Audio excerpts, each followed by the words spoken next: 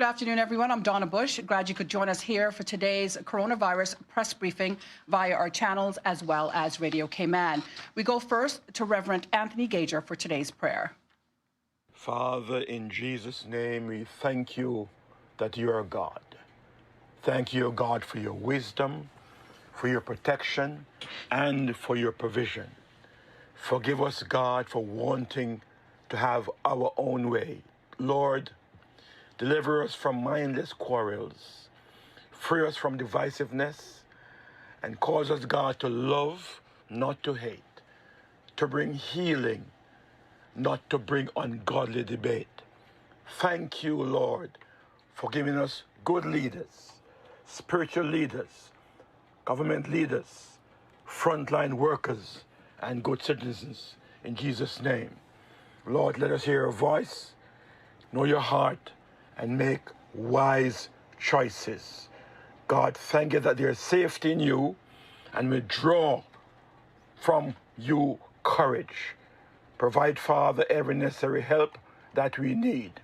Give us eyes, God, to see all the needs. Equip your people, oh God, to offer the needed help during this time of panic. Lord, cause your healing power to flow in this land. You are the great physician, our healer, our deliverer, our strengthener of our present help in trouble. God, we thank you again for your leaders as you give them wisdom. We ask, God, that your will be done in this nation and your kingdom come. In Jesus' name, amen. And thank you, Reverend Gager. Let's now welcome our panelists, His Excellency the Governor, the Honourable Premier, as well as the Honourable Minister of Health. Also joining us today, we have the pleasure of welcoming our Finance Minister, the Honourable Roy McTaggart. With us in the studio are the Chief Medical Officer, Dr. John Lee, along with HMCI Director, as well as our sign language interpreter. Joining us via Zoom are members of the media, as well as the Medical Officer of Health. Of course, we first go to Dr. John Lee. Good afternoon. An interesting fact that I thought you might enjoy hearing to start this afternoon. We all know that the virus, SARS-CoV-2, can survive on hard surfaces for a few days and on cardboard probably for about a day. We don't really know for how long it can survive on fabric, but we're assuming it's probably about the same time as cardboard. There was an article on the British News this morning on a show called Radio 4's Today, where they're talking about trying on clothes as retail begins to open up. On copper, however, the virus lasts for only a few seconds, so do consider changing all your doorknobs and taps to copper. It might serve you well. Now to the figures that you're waiting for. Yesterday we had tested 9,815. That figure has increased by 359 to 10,174 people tested for COVID-19 disease. We have 3 positives today. One was a contact of somebody known to be suffering, known to have the condition, and 2 others were assumed to be community acquired, and contact tracing has started. The numbers of tests have slightly dipped over the last few days, very marginally. They're still working incredibly hard, but they have moved to a manual extraction process in order. That's one of the steps that are done at the HSA, so it's slowed down the results from the HSA a little bit. Today's results included 70 tests done at the doctor's hospital. That now brings our total positive cases that we've had on the island to 140.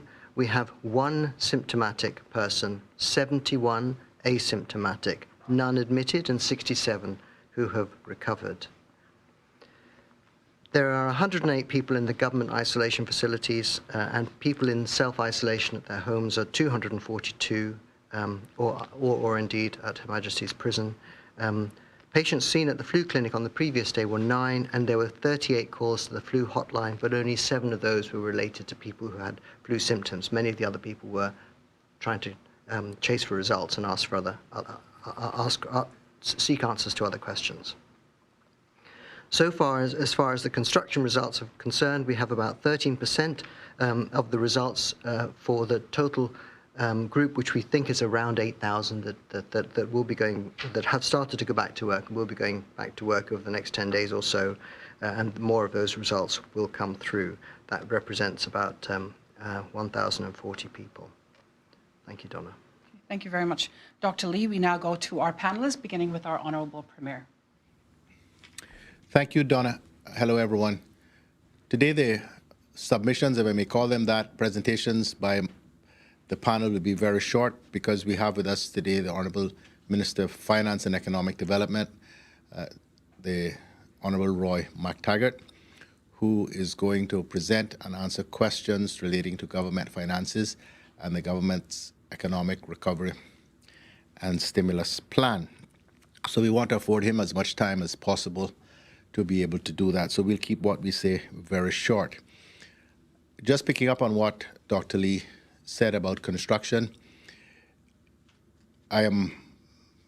Cabinet is planning to meet on Thursday to approve the next set of shelter-in-place regulations. And if the trend continues, the result trend continues as it has for the last few weeks, it is proposed that we reopen the balance of construction, that particular category, on Monday coming, and that we will also reopen the rest of retail subject to conditions which will be announced in due course, and there'll be some further easing of the other, may I call them, social restrictions, but I will leave all of that to Friday when we've actually got the actual order approved by Cabinet. But the point of me saying this now is to say things are going well, and the government's plan about reopening the economy continues on track. Just a few short announcements which I've been asked to make. The local fish market is now open to the public at the South Terminal on Harbour Drive in Georgetown. I want to thank the Honourable Joey Hugh, the Minister for Commerce, for this initiative and for the effort that he has personally made to ensure that this actually occurred. Members of the public can visit the market using the alphabet system that's in place: A to K Monday, Wednesday, and Friday, and L to Z Tuesday, Thursday, and Saturday. All individuals are required to wear a face mask and to maintain a distance of 6 feet from any person where possible. The temporary move of the fish market from its previous location is to ensure the safety of operators and the general public amid COVID-19. We've been asked questions about passport matters. So the Passport and Corporate Services Office will open 2 days a week, Wednesdays and Thursdays, starting the 10th of June, that's next week, from 9 a.m. to 1 p.m. Not next week, the following week. The opening will facilitate persons who need to collect passports that have returned from Her Majesty's Passport Office in the UK, but will not be accepting new applications at this time.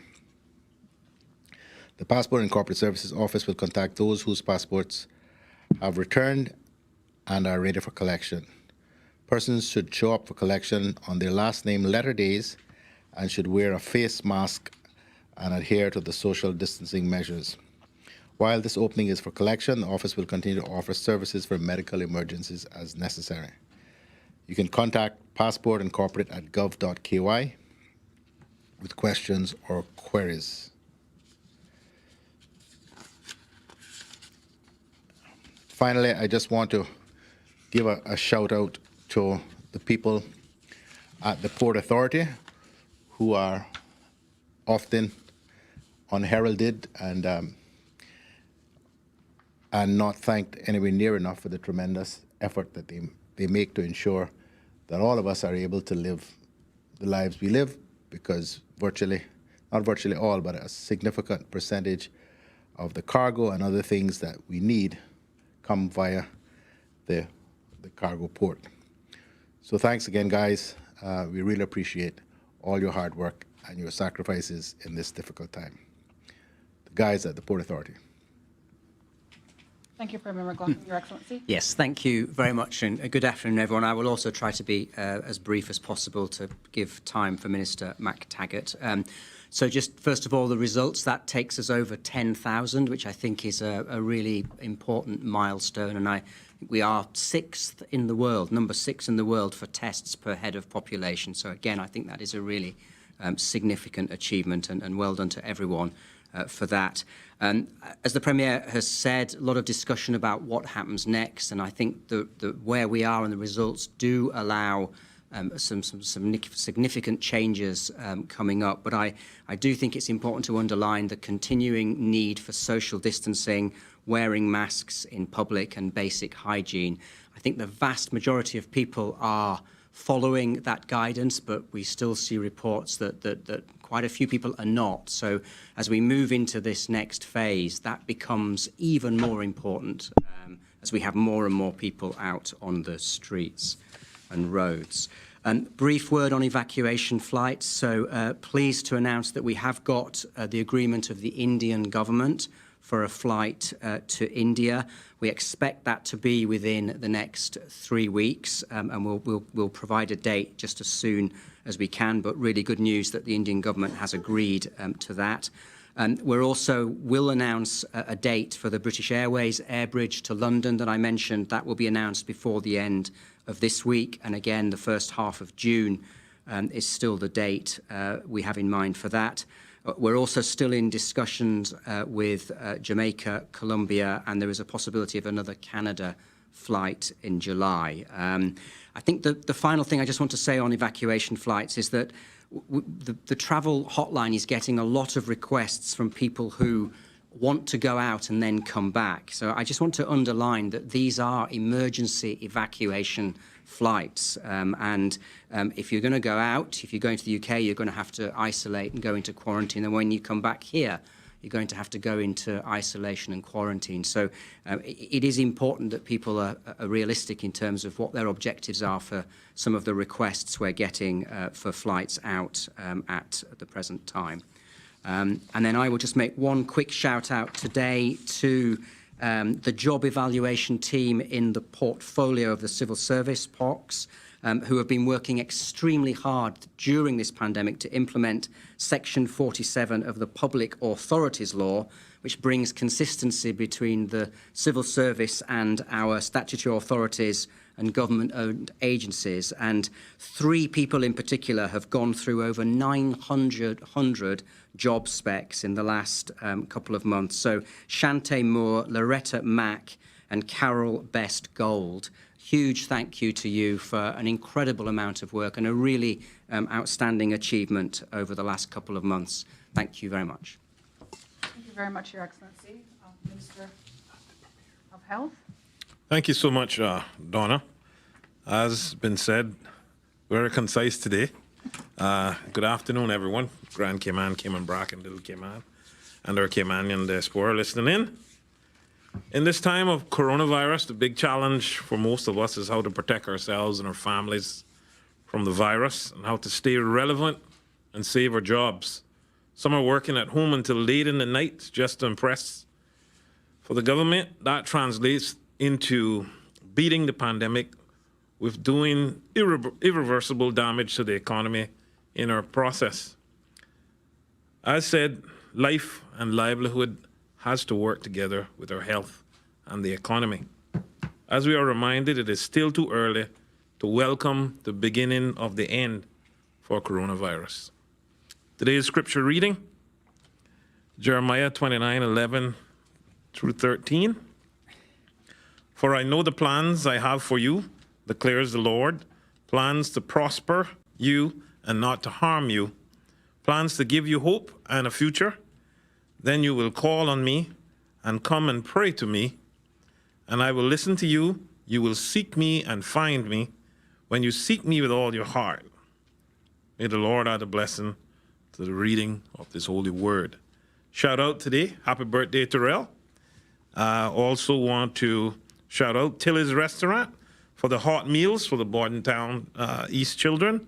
Also assistance from the Seventh-day Adventist Church Community Group. Also want to mention that, as mentioned, a request to the Cuban government in terms of medical staff was met favorably, but we do not intend to proceed with this plan as our suppression mechanisms as implemented by the government work well. And there's no need to proceed with this contingency plan at this time. So I just wanted to make that clear. We were glad to know we were able to negotiate a favorable position in terms of if we needed.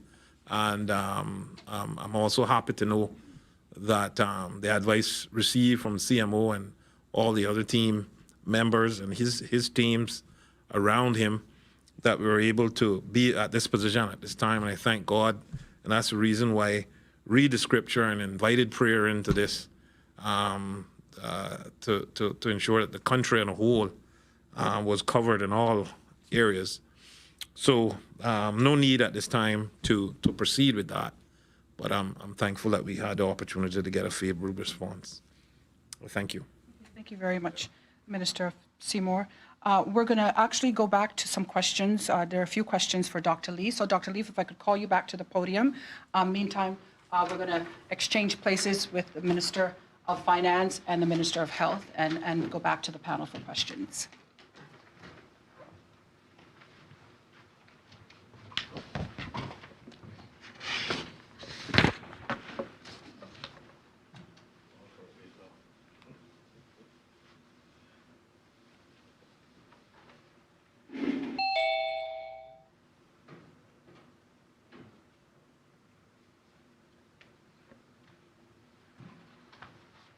Okay, Wendy from CNS has a question for Dr. Lee. Wendy, please go ahead. Sorry, I'm waiting for Angel. Did I miss him? That's okay. Go ahead. No, Wendy, you're on for Dr. Lee. Sorry, I'm waiting for Angel. Did I miss him? That's okay. Go ahead. No, Wendy. Oh, I think there's a problem with the sound. Okay, let me move to Shanda from Radio Cayman. Sorry, Wendy. Yeah, sorry, Donna, but I'm getting a problem with the sound. Okay, are you still having the feedback issue? Just turn off your. No, it seems to have abated. Sorry about that. Okay, please go ahead. My question for Dr. Lee is regarding the construction workers and the test screening for those workers. I believe there is some concern in the community because I think there may be some misunderstanding about what this process is about. I think some people believe that it is all about testing people to find out if they're negative before they can be allowed back on the site. Whereas the way I understand it is that it is more to do with getting a sample size of the construction sector tested so that we can see the prevalence among those people. Can Dr. Lee perhaps explain to people in detail how this works so that people are not afraid, because they're seeing construction workers going back to work without actually having received a test yet, and they don't understand how that can be. Yeah, Wendy, you're absolutely right. So there are different elements to the testing program. The testing program around healthcare, for example, is to make sure that everybody who is looking after patients is tested and is cleared periodically. So that's a question of making sure that they are not in the position where they're going to pass on COVID-19. As far as a lot of the other testing is concerned, it is a question of sampling in order for us to see whether we believe that is whether COVID is growing, the numbers of people are growing or staying the same or diminishing. So you're quite right there. And everything that we've done so far with regards to the community screening program, the people who are not, for example, the frontline healthcare workers, has given us reassurance that COVID does not appear to be very widespread. There are lots of pockets of it, and we're able to isolate those people. With the screening program, we're going to continue to screen people so that when we find people who are positive, we will isolate them until they are safe. So I hope that answers your question. Yeah, so in other words, there's nothing unexpected about the fact that construction workers are going onto a site having not got their test results yet, because it doesn't matter. Correct. Unless they actually test positive when you pull them away anyway. Yes, correct. There's nothing unexpected about that. It's entirely according to the plan, and we will continue to do the sampling. And all the sampling that we've done has demonstrated that actually the rates that we're seeing there are a little bit less actually than in the screening of the wider population that we've been doing. Okay, lovely. That's my question for Dr. Lee. Thank you. Okay, thank you very much. We're going to go now to Shanda from Radio Cayman. Shanda, please go ahead. Thank you, Donna. Good afternoon to each and every one of you. Dr. Lee, could you give us some insight? I'm not sure if you mentioned it before, but some insight into why we are seeing mild to asymptomatic patients or cases rather than the mild to severe cases that we're seeing in other places, i.e. the U.S. How are we differing from those cases? And is maybe because of, I don't know, our quicker and decisive actions or response from our leaders, or maybe something else? I don't really have a clear answer for that, and I don't think you'll find anybody does have a clear answer.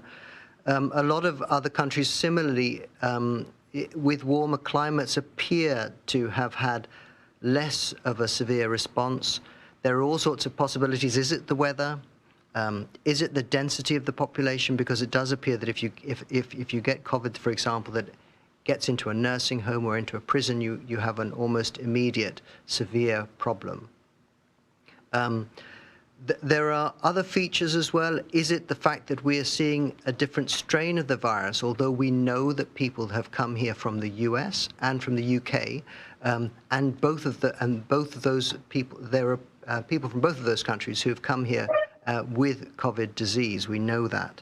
So I can't give you an absolute hard and fast answer on that. The numbers of people who we are currently releasing are, in fact, I did a demographic analysis of them, and because they're the working population, actually the large proportion of them are in their 20s, 30s, 40s, and a few in their 50s. So again, that is a group of people who you would expect not to have severe problems with this disease, as it tends to affect older people and people with comorbidities, and medical comorbidities often increase with age. Sorry about that. My mic was still off. Yes, Dr. Lee, you mentioned the demographic has changed to where now there is probably younger individuals catching the virus. But you also mentioned a little earlier that if through the community screening, that if you're positive for COVID, that there'll be the isolation and until they are safe.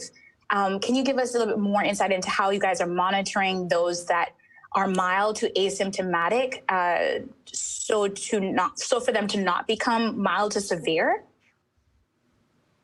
I don't believe I said that the demographic had changed. I just said that the people we're testing are the working age people, and that demographic is largely a younger demographic group. They're also the ones that have been allowed to go out and mix. All of the people that we have tested since our last person who presented with illness on the 27th of April have not had symptoms for COVID-19. None of them have had anything that concerns us with regards to respiratory symptoms or a fever or a cough. Okay. All right. Thank you, Dr. Lee. Those are all my questions. Thank you, Shanda. We're going to go now to Andrell Harris from the Compass. Andrell?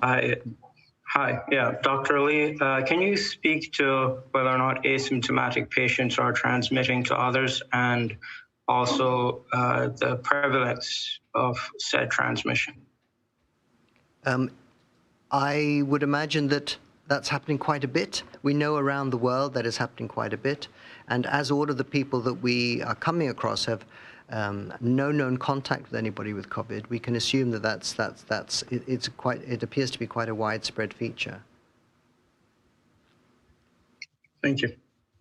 Okay, thank you, Andrell. Thank you, Dr. Lee. Now we're going to go to the Honourable Minister for Finance, Mr. Roy McTaggart. Thank you, Donna. Good afternoon, everyone. I thank you for the opportunity to engage with you this afternoon and share information about the current economic environment that we now live in, tell you what stimulus measures we have taken and propose to take in the coming months, and finally give you an update on government's financial performance to date. In so doing, I hope that you will have a better understanding of the impacts that we are seeing and the fiscal challenges that we as a government face. At the conclusion of my presentation, I'll be happy to take any answers, but I'll say at the very outset, if I do not have the information, I'll be honest and tell you I don't, but promise that I will get it for you and share it.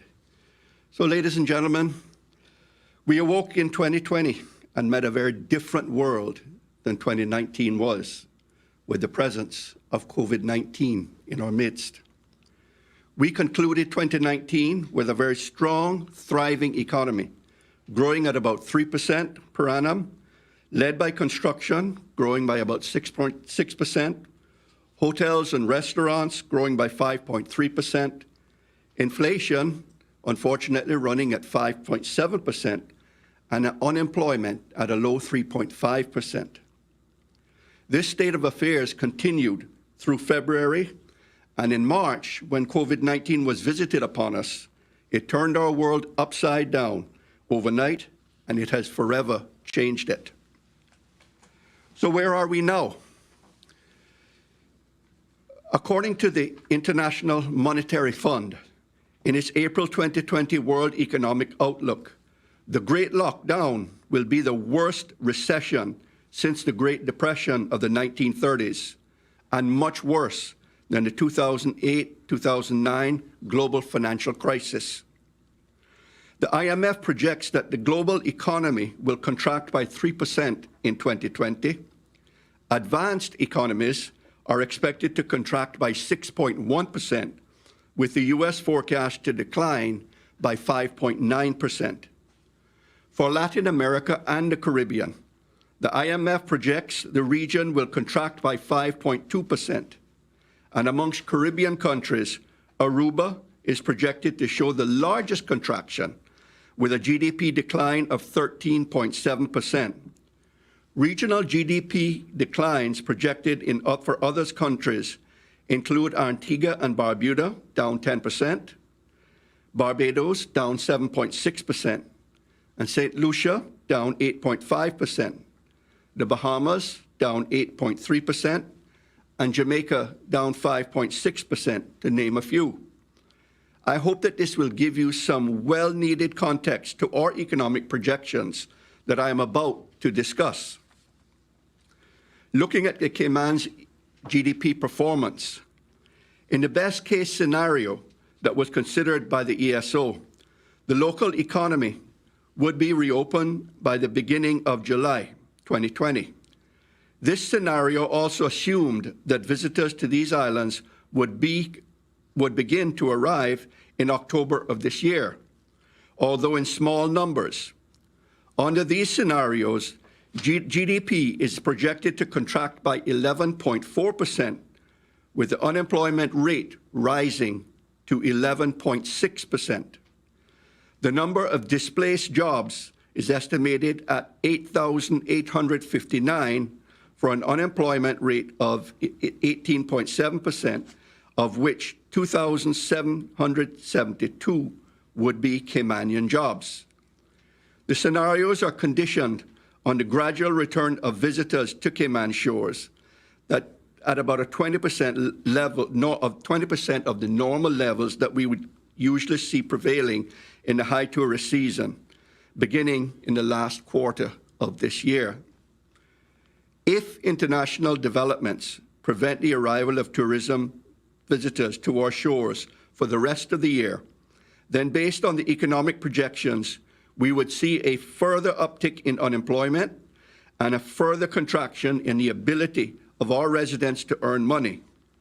Under this scenario, with a July 2020 lifting of most domestic restrictions, the income earning capacity, or GDP, of these islands is projected to contract by 12.2%, with unemployment rate rising to 12.3%.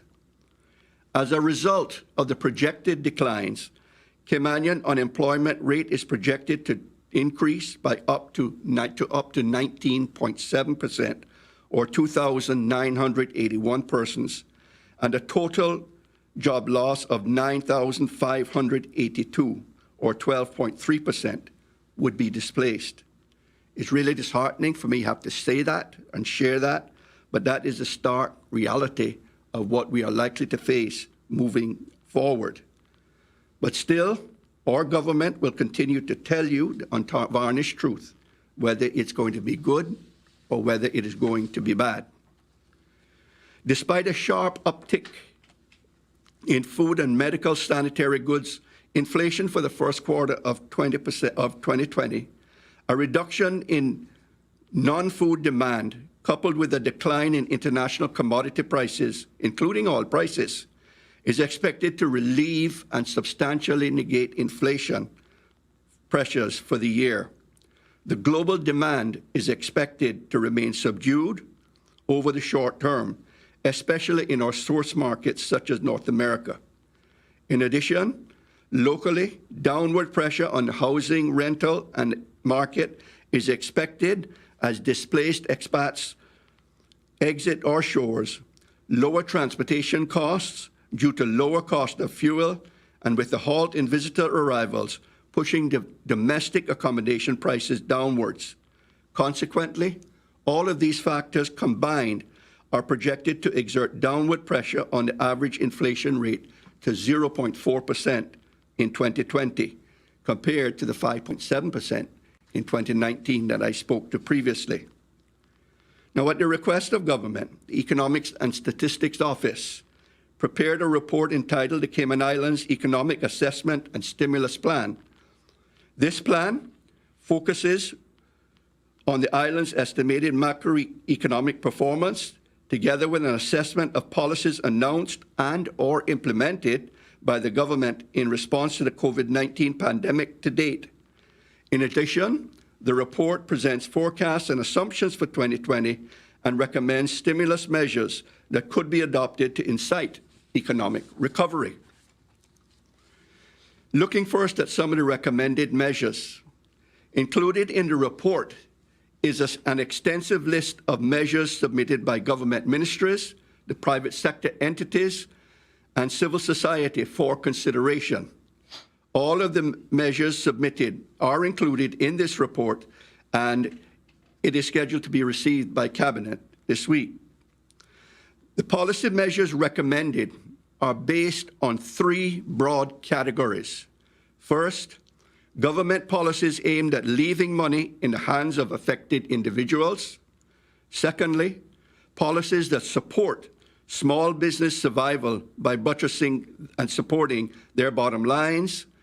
Third, policies that assist in the post-crisis recovery by making funding readily available, streamlining approval processes, and reducing business costs, all aimed at stimulating growth in the core business sectors.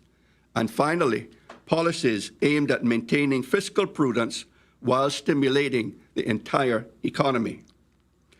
Now, you all are familiar with a number of measures that have been implemented to date in the Caymanian economy, but to refresh your minds, let me repeat them here. COVID-19 support funding. To support the efforts of the health sector, government allocated $3 million from the Disaster Relief Fund to finance the initial costs associated with COVID-19. Secondly, funding for vulnerable families. Supported increased staffing at the NAU to accommodate an expected increase in applications for assistance from our local population. We approved the one-off payments of $425 to the disabled seamen, veterans, and persons already receiving personal financial assistance from the government. There was also the one-off stipend of $600 paid to taxi drivers affected by the fall-off of the tourism market, and a one-time grant of $600 to Caymanian tourism workers who have been affected negatively by the shutdown. We've also expanding the NAU public assistance to allow work permit holders affected by the closure to apply for food voucher assistance. Pension withdrawal and amendment payment holiday is the big one. We amended the pensions law to allow persons to withdraw up to 100% of their pension funds not exceeding $10,000 and 25% of funds above the $10,000 limit. In addition to the suspension of pension payments from the 1st of April to the 30th of September for employees and employers alike. A loan fund valued at $5 million was created and made available to micro and small businesses, which are 100% Caymanian owned. The loans will be provided through the Cayman Islands Development Bank at an annual interest rate of 1% after a 6-month period and after a 6-month repayment moratorium. We have also established a grant fund valued at $9 million, created and made available to small and micro businesses. Assistance to evaluate qualification and to apply for the grant is also being provided free of cost. We've also provided funding for technical assistance to Caymanian businesses. The government is providing funding of $500,000 for technical assistance to Caymanian-owned businesses to assist with strategy and balance sheet planning.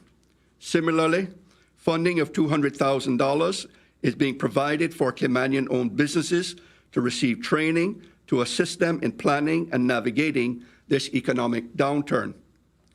We've also implemented a waiver of tourism accommodation taxes and trade and business license fees for a short period.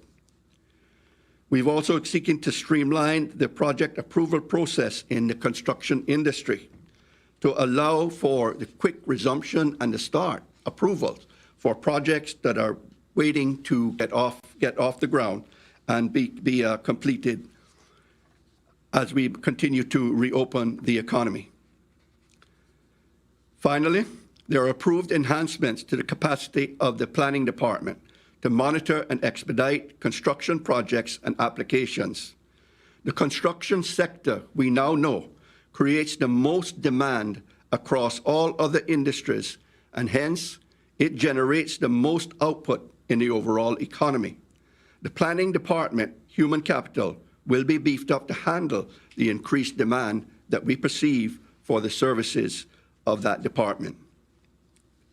Now, the measures implemented to date by our government are expected to boost gross domestic product value added by approximately $184.9 million in 2020. That is an improvement on the GDP contraction from 11.4% to 7.3%. This translates to roughly 36% of the projected fall-off in real GDP. As a result of the measures implemented, more jobs are likely to be saved, and our estimates are for 1,468 jobs, of which 678 of them are likely to go to Caymanians. Turning now to other stimulus measures that are actively being pursued or under consideration. I want to thank the Deputy Governor, civil servants, and other public servants, the private sector, and the general public for participating in the process of submitting policy suggestions and ensuring that we have an abundance of policy measures to consider. The ESO, through the Deputy Governor, received more than 50 suggestions in this regard. I appreciate all the suggestions that were submitted, but in the interest of time, I cannot go through them all here today. However, these are the stimulus measures that are currently being acted on and developed by government. A low-cost loan program for small businesses most affected by the closure of the tourism industry. Increased community employment programs such as NICE and others post-COVID-19, using unemployed and displaced Caymanians. 3, expedited resumption of government's 2020-21 capital expenditure program, focusing initially on the resumption of construction projects that were in progress prior to the onset of COVID-19. For example, this will include projects such as the mental health facility in East End, enhancements to the road infrastructure by the NRA, and the John Gray High School. A tourism strategic plan is being developed by the Ministry of District Administration, Tourism and Transport to serigraph the resumption of visitor arrivals post-COVID-19. Tourism represents about 20% of the Cayman economy. It should be abundantly clear, therefore, to everyone that the reopening of our borders to the resumption of tourists is of paramount importance to the government and the success of the country as a whole. We will, however, only do this when it is safe to do so. Finally, we continue to work with seek and to find efforts to diversify the local economy with a focus on agriculture for domestic food security and resilience. So the policy and stimulus measures we have implemented thus far is not the end. We continue to evaluate and continuously monitor the economy. If other rounds of stimulus measures are needed, then we are ready, willing, and able to do whatever is necessary to regain and maintain a strong economy for these blessed islands. Now I'd like to turn and discuss briefly with you government's fiscal performance to date. This will include an update of government's financial performance for the year to date. Many of you have been asking for this information. Now, last week, the Ministry of Finance released the quarterly financial report for the 3 months ended March 31st, 2020, and reported on by the local media. That report may be found on the ministry's website. Because of the continued strong performance of the economy through the majority of that period, it gave very little foresight to the financial disaster that unfolded in April, and it will continue to play out in the months ahead. So let me share some of those figures with you right now. For the 4 months ended April 30th, 2020, for the core government, revenues were $376 million. They were $28 million less than $404 million that we budgeted. Expenses were $248 million, $10 million less than the $258 million budgeted. We saw a surplus shrank to $127 million, $18 million less than the $145 million budgeted. Let me contrast that now with the results for the 3 months ended March 31st, where revenues were $353 million, or $1 million more than budget. Expenses were $181 million, $26 million less than the $207 million budgeted, and the surplus was $172 million, $27 million more than that budgeted. What this shows us very clearly is really what happened in April, where revenues were a mere $23 million. We budgeted $49 million to collect. So in effect, we collected less than 50% of what we budgeted. Expenses were $68 million. That resulted in an overall deficit for the central government of $45 million in 1 month. That's a very scary number because that surpasses any single monthly deficit that we have ever experienced in the history of this country by a very, very wide margin. We also burned through $38.5 million of our cash reserves. Now, depending on the outcome of the stimulus measures implemented and the timing of the opening of our borders to tourism, the ESO estimates that our revenues could contract to between $632 million to $649 million for the year.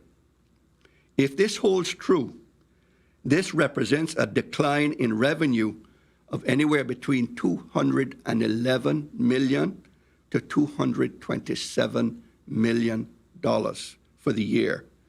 That represents, again, a decline of anywhere between 24 and 26% in revenues. With the increased spending that is being required to manage COVID-19, government could be faced with a deficit this year of up to $250 million. That, ladies and gentlemen, is the challenge that faces us as a country. I hope to have a more detailed and complete picture that we can share with the public once the Ministry of Finance completes their exercise to reforecast the 2020 budget. At the present time, however, we believe that the earliest that we can reasonably expect to return to a fiscal surplus will be in 2022. And that will mean that things pretty much have to go the way we hope they will go, and that we are able to return and come out of the lockdowns and to get our economy back on track.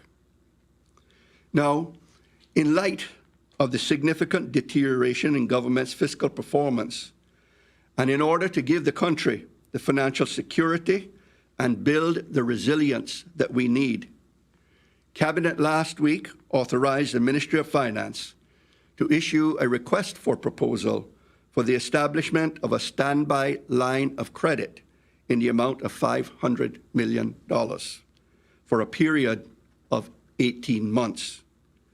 This line of credit will be utilized or drawn down only if we find ourselves in the most unfortunate position of having exhausted all of our cash reserves available to us.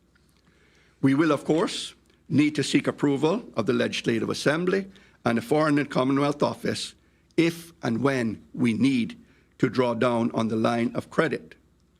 We are anticipating that the request for proposal will be issued sometime within the next week, and it will be posted on the government's bonfire procurement portal. But I stress once again that this line of credit, it is in effect a security blanket for us to give us the resilience and the ability to access funding quickly if we need it. I do not want the country to be placed into a position where we have to be scrambling to find or to borrow money when, in effect, every other country in the world right now and every major business is seeking to borrow money in the commercial markets and in the banking systems worldwide. You know, the resilience of these islands is astonishing and astounds me. Our ability to rise from the destruction of Hurricane Ivan in 2004 was a testament to the resolve of our Caymanian people. I believe that we can replicate that in 2020. While the challenges are indeed enormous and may seem insurmountable, I would posit that our actions thus far have left us in a strong position and well placed to eradicate COVID-19 from our community. We have been safely navigating the single largest health disaster in this generation. And this is a demonstration of our government's commitment to the lives and livelihood of all residents. However, we are aware that this is not the end, and we remain resolute and committed to charting the next steps in this journey, just as we have charted the previous phase in a prudent, responsible, and professional manner that is befitting of what the Caymanian people deserve and expect. Amidst this crisis, our islands have become a beacon in the region. I'm proud to say that Moody's, in their latest credit report, published on April the 13th, 2020, maintained Cayman's AA3 credit rating with a stable outlook amidst all of this economic uncertainty.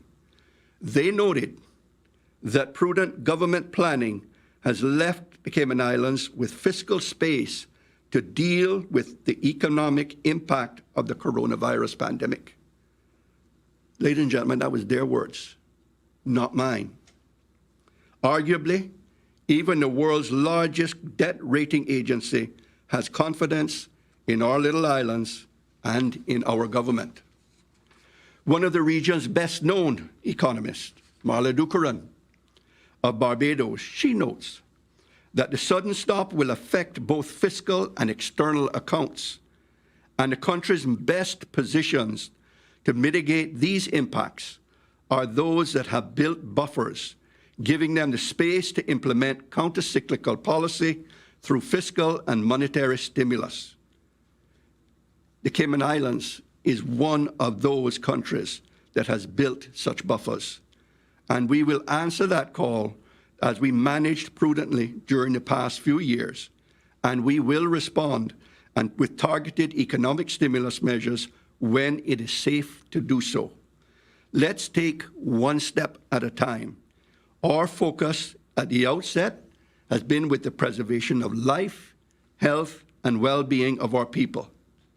Take care and taking care of those who are most vulnerable, preserving jobs, and supporting our private sector. Cayman, I reaffirm our government's commitment to do all that is humanly possible to address our economic fundamentals and get these islands up and running again. We as a government will continue to be prudent while seeking out the best ways to impact the lives of our citizens in the most positive of ways. Please allow me this afternoon to say a special thank you to all the hard-working public servants in my ministry for their tireless efforts in very difficult circumstances. I truly appreciate all that they are doing and continue to do to keep government functioning. Finally, I join with a chorus of shout-outs, if you permit me. A big shout-out to my management team, led by Chief Officer Ken Jefferson, Deputy Chief Officers Ann Owens and Michael Nixon, Accountant General Matthew Tibbetts, Director of the ESO Adolphus Laidlaw, Postmaster General Ms. Sheena Glasgow, Director of the Procurement Office Mr. Tarak Bashir, and also the CEO of Cineco, Mr. Michael Gale, and the CEO of CIDB, Tracy Ebanks, all of whom I work with very closely, but even more so now in these difficult times as we navigate and chart these waters. Thank you very much. Thank you, Minister of Finance, the Honourable Roy McTaggart, for those, for that a lot of information, but great information, much needed information, much requested information. We thank you again. We're going to open the panel up now to questions, beginning with Andrel Harris from the Compass. Andrel, please go ahead with your question. Yes, thank you, Donna. I have a few questions for Minister McTaggart. Firstly, Minister, can you tell us how much, where does the Cayman's cash reserves currently sit at? What's the amount? And how long do you expect that to last?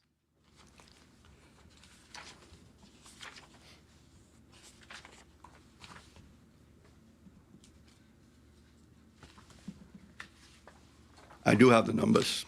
It's a lot of numbers to remember, so I I'm going to get them wrong.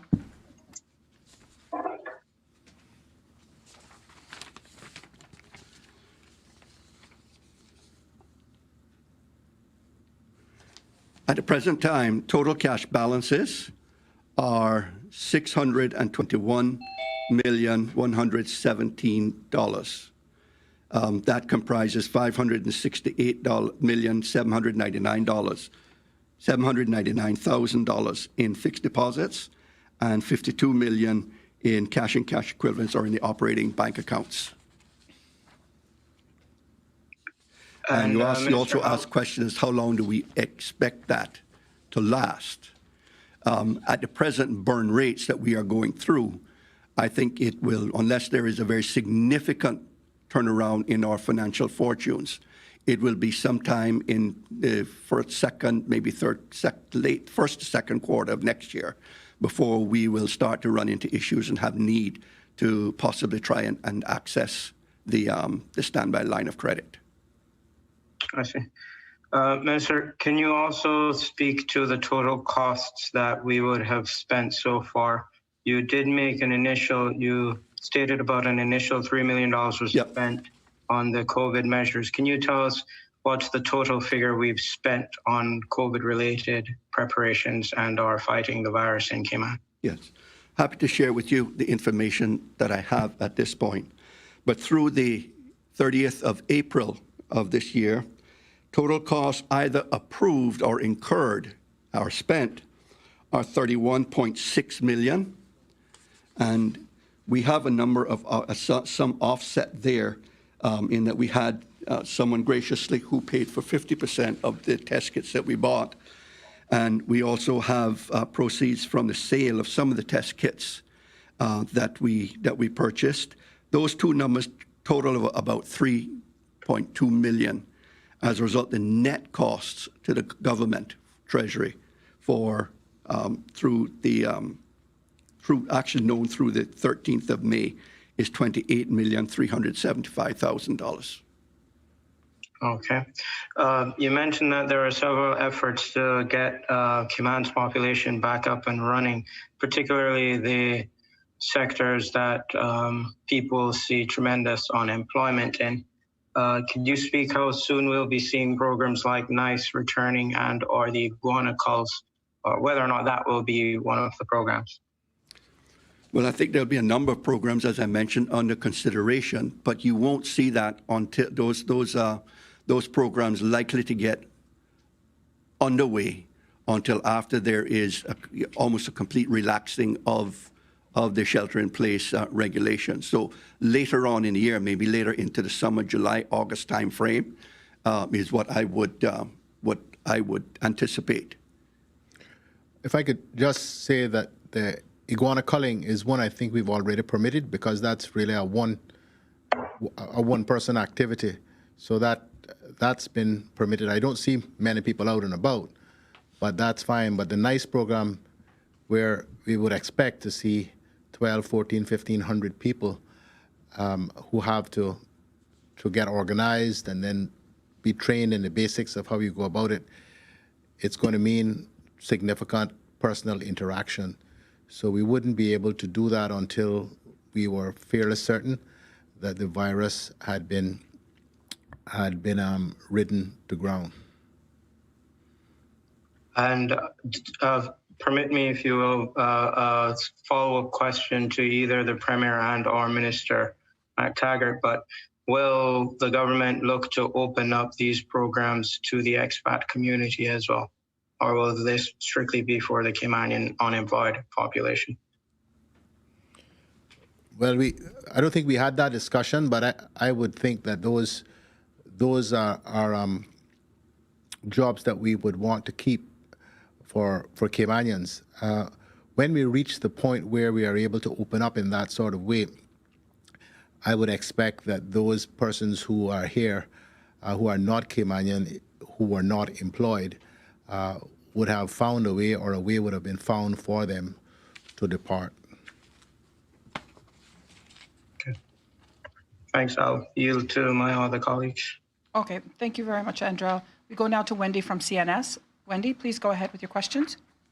Thank you, Donna. I appreciate that. Obviously, there's a lot of information here, and so it would be very, very useful if we could get a copy of Minister McTaggart's address, and also as quickly as possible, and also where this information that Minister McTaggart has revealed will be put in the public domain over the next week or so. That would be really helpful. But in the meantime, I do have some specific questions, starting with the policy measures that the minister spoke about.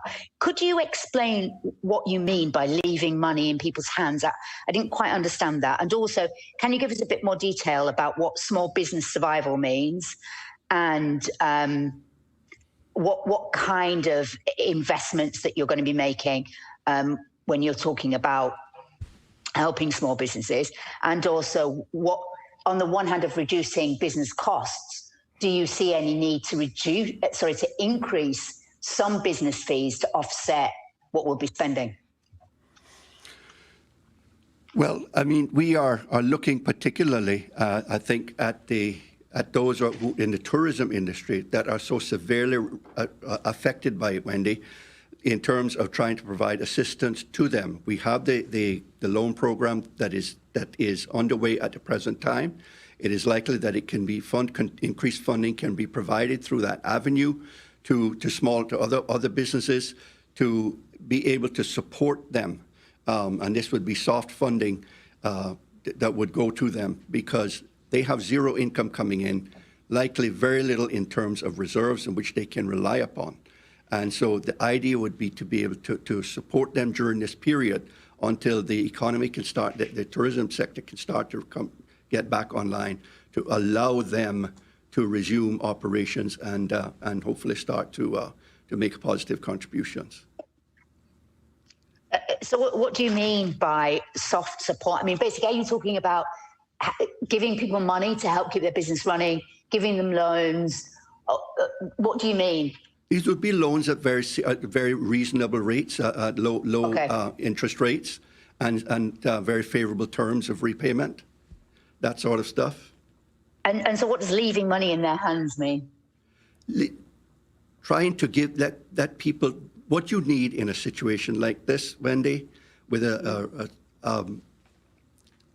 crisis like this, in order to get your economy open again, get money flowing into the economy, is to make sure that people are out there and that they are spending money.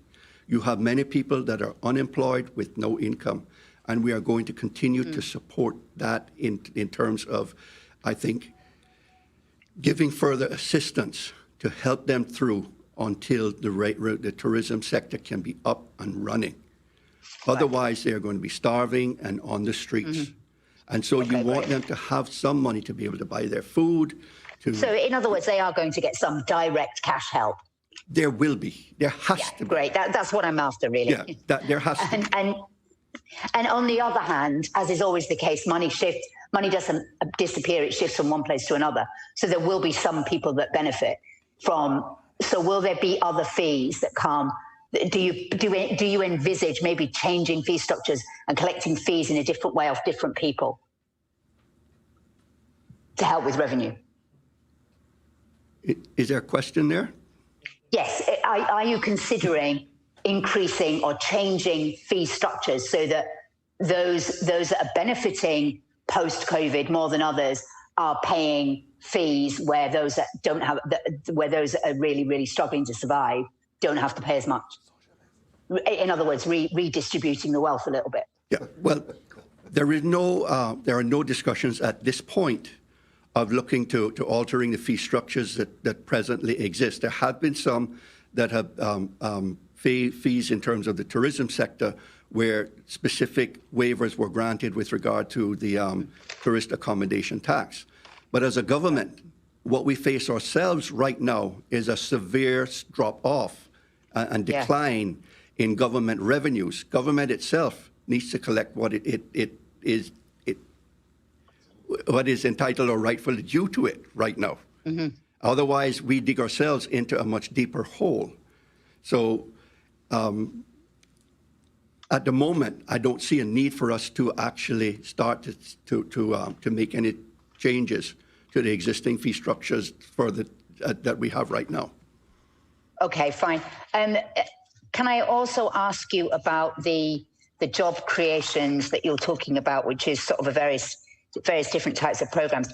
Is there an estimate yet in government as to how many jobs you think the public sector can create to help replace what could be, as you said, some 8,000 jobs that have been lost? Have we got an estimate of how many jobs you might be able to create? Yeah, I don't have that estimate or those numbers right now, but I'll try to get it for you.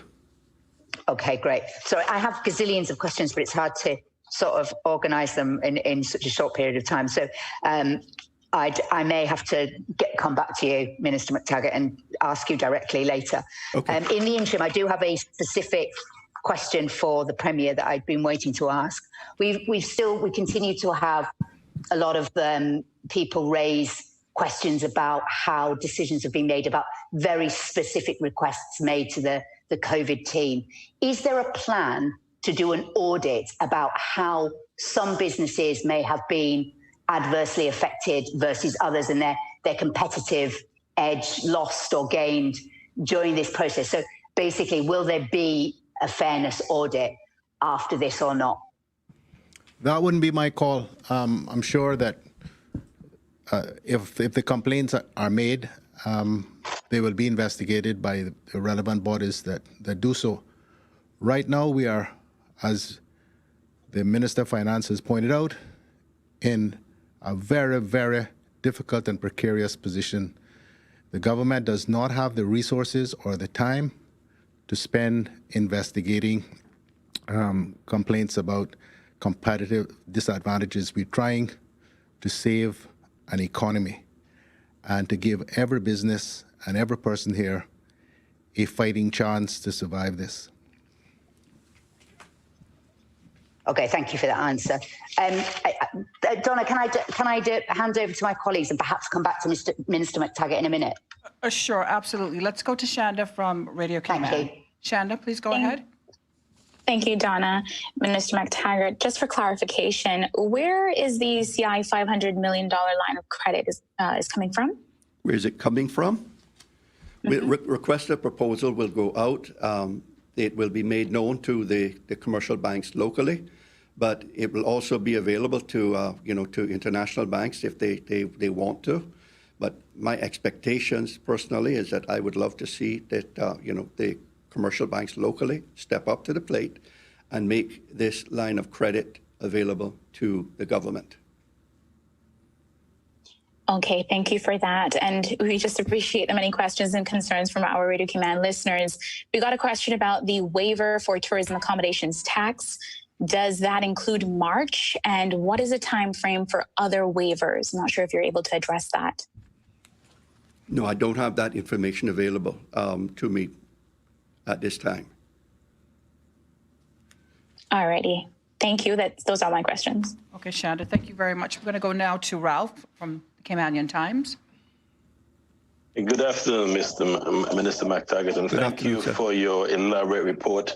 It's quite unfortunate that I won't be able to analyze the report and have some well-structured questions. So I'm going to ask that maybe you come back sometime so we can ask some further questions at some point.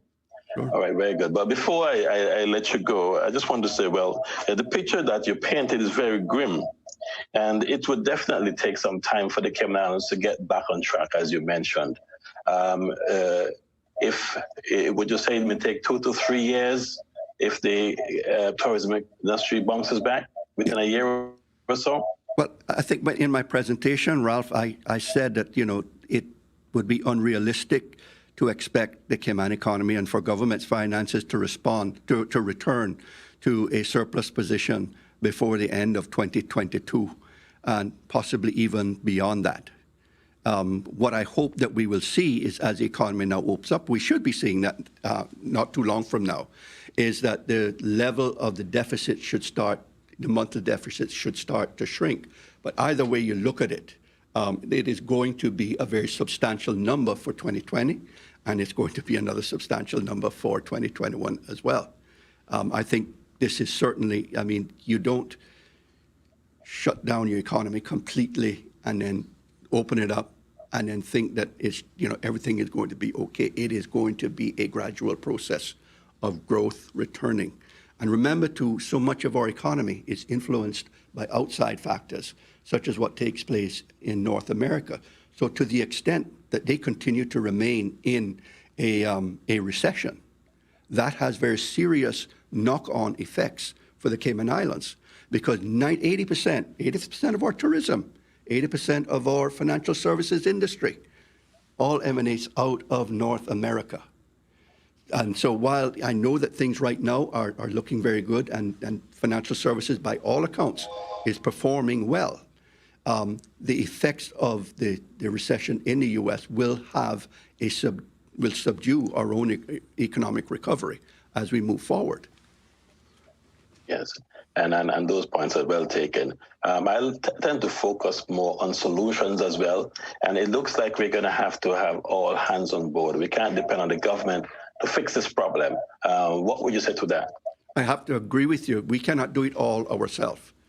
And it will involve the private sector and public sector working together.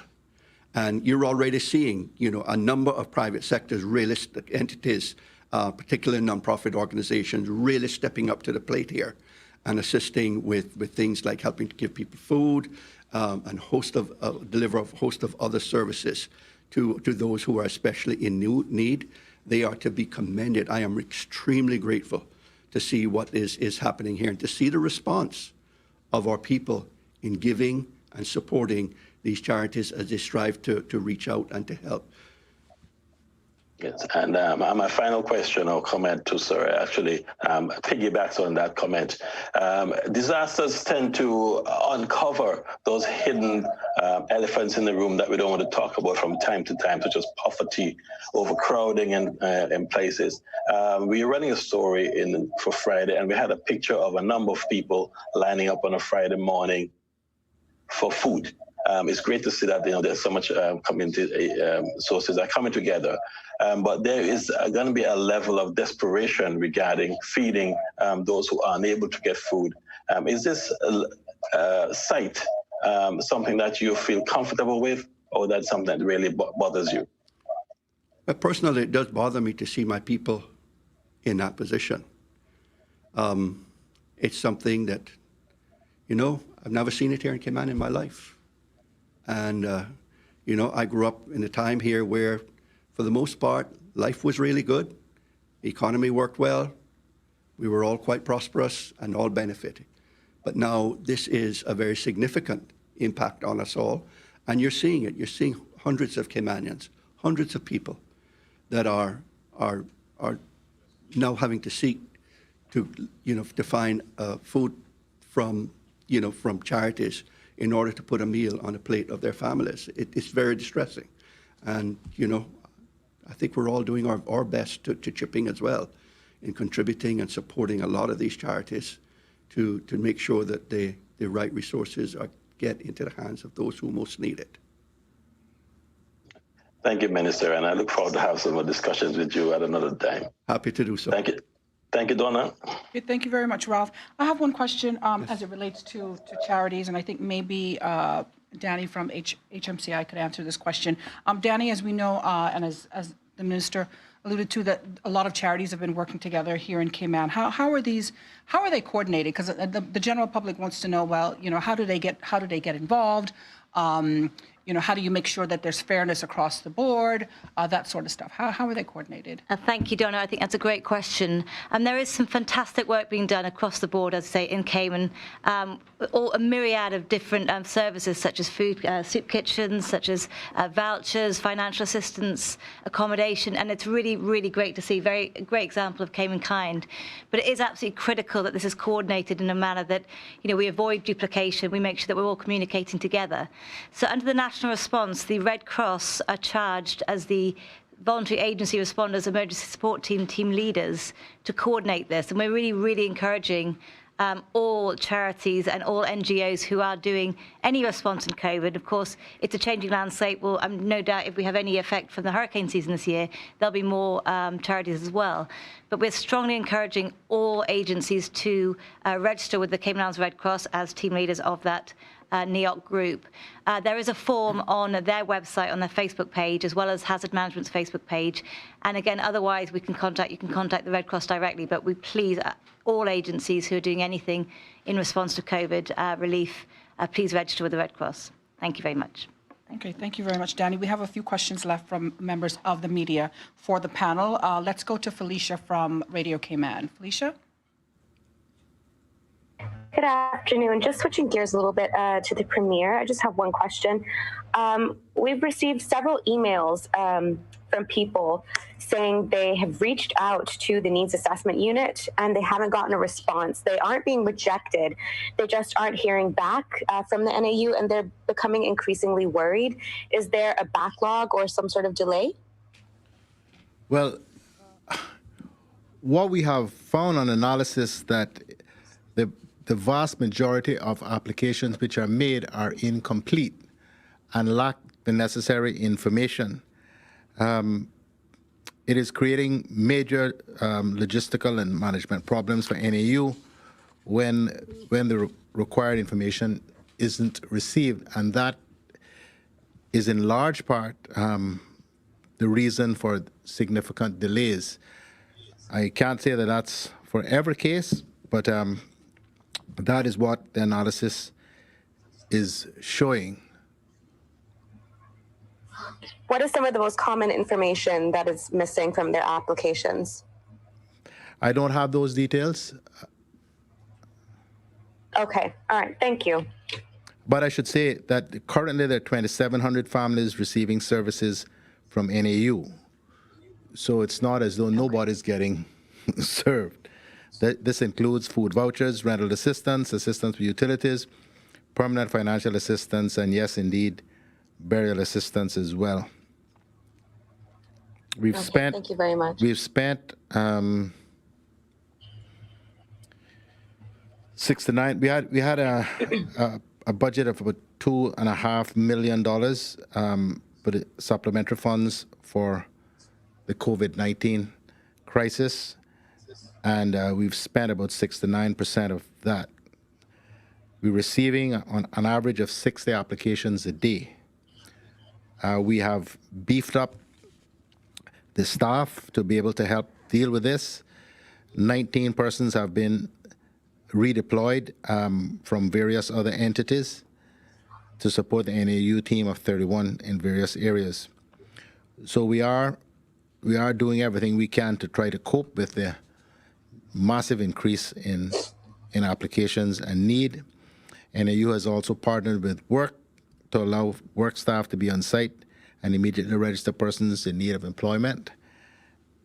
And despite the fact that we have relaxed a number of the requirements in an effort to accommodate persons in need, it is still necessary for NAU to obtain a completed application and key supporting documents. So that we really have to find a way to get people to complete the forms properly. They've given me a list of those since I didn't plan to deal with this today, but I just had it in case, so I'll just use the opportunity. Between 65 and 70% of the applications are submitted incomplete. They are asking people to double check the phone numbers that you provide. Often when they call, that no one answers that number. You need to have proof that you're a Caymanian, passport, voter's card, Caymanian status document. And we cannot process utility requests or requests to pay utility bills without the actual bills, or rental requests, payments without a lease agreement, and the landlord details. So I hope that sort of helps explain why in many cases there is this delay. Okay, thank you very much. Thank you very much, Felicia. I do have a question for Minister McTaggart before we move on to the final questions from the rest of the media. This question comes from a member of the public, and it asks, has government considered issuing a bond where Caymanians who can afford it can assist with funding and benefit from the investment? I have to say we have not at this point in terms of what we're looking at here now, to look to the local population with a view to raising funds from them.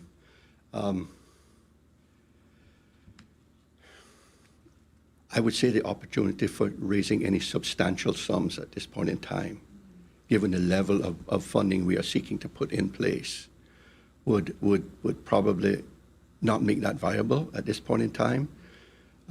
I also know that in the past, other entities within government entities have tried to raise money in the local marketplace, and it's not been particularly successful. So those are things that would have to be considered.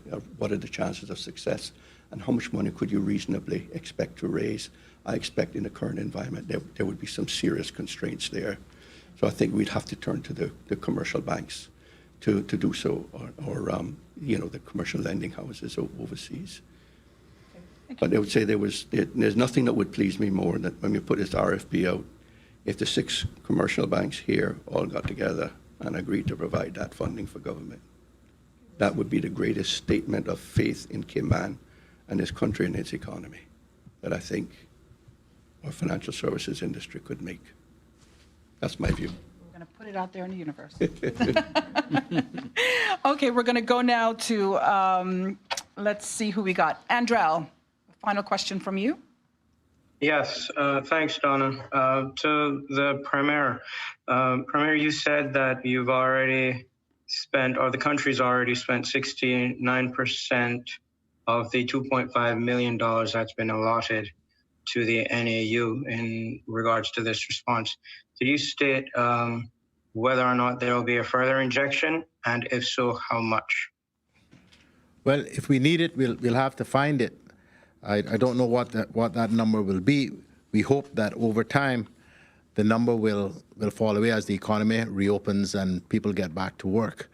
But I think for the next little while, the next probably couple of months, it is still going to be continue to be significant requests for assistance. We'll get through that. I think the balance there should cover that. If not, we'll just have to seek supplementary funding to get us through it. This is a crisis, and the humanitarian aspect of it is the most important, and the one that we have to address over everything else, despite what some other people may think. Now, speaking about the humanitarian aspect and just touching on the backlog that was mentioned earlier, there are several charities on island that are actively out and about in the community trying to meet the needs of many people who obviously are in need at this time. But quite frankly, their resources are limited, and it's only a matter of time before they are no longer able to meet the needs that are urgent. And obviously the government isn't in a position, NAU is not in a position to meet the needs with the same degree of urgency as the charities are able to. Will the government consider funding some of the charities that are already established in the community out and about helping the people in need? Well, I don't know. We'd have to consider that very carefully, because the reason why the NAU process takes longer is because there's a vetting process. So, I mean, government simply giving money to entities that don't have any filter process, you just turn up and you get what is available, is something we'd have to consider very carefully, because at the end of the day, it is still government funds that we're using. All right, thank you. But my final question is just a matter of clarity to the minister. Earlier, you stated that there was one Caribbean country that was leading the way with, I believe, a GDP contraction of just over 13%. And moments later, you did say that Cayman was expecting somewhere in 12%. Where exactly does Cayman fall in the region as far as contractions of GDP or the overall impact is concerned? These are projections. Yes, understand that these are our projections. So at 12.2, we would be,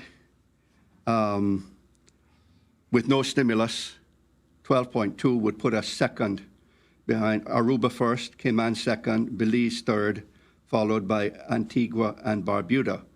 With stimulus, it would put us, it looks like we would fall right down to about 6th or 7th, about midway in the table, in the middle of the pack.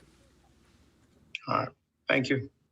Okay, thank you very much, Andrew. We're going to wrap up now with questions from Wendy from CNS.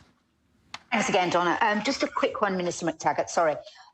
The construction is going to feature enormously in the post-COVID recovery, but obviously there are concerns about pouring concrete as a cure for the virus kind of thing, the economic cure.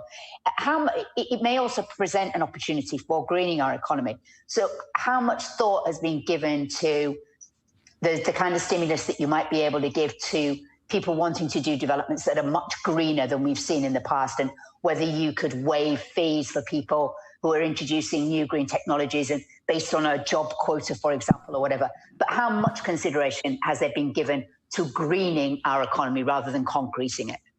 Well, I mean, that's an area beyond my remit, Wendy, in terms of this. But I mean, personally, I do support those types of initiatives in a very big way. But where we are right now in terms of trying to get the economy open is a lot of these, developments are already started, already well underway. And the idea being to try and get them completed to, provide much needed employment. But I think it's something that does merit discussion, and as we move on, perhaps as we work through the development plan and implement the development of that's an area where that could be considered and ideas put forward.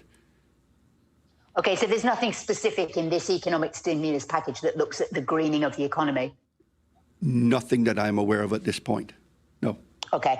Can I just go back to my very, very first question, which is when can we expect to see what it was, the plan or the report, whatever it is that the public will be able to look at that you were talking about today? Yeah, I'm hoping to have that in a few days. Once I think my goal is to present it to Cabinet on Thursday.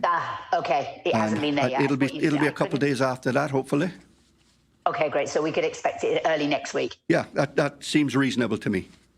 Okay, thank you very much. Appreciate it. Thank you very much, Wendy. Any final words from members of the panel? No, thanks. With that, we thank you, the public, for joining us for another press briefing here. Also to our esteemed panel for bringing us up to date on what's happening locally. A reminder to go online to gov.ky/coronavirus for the latest information.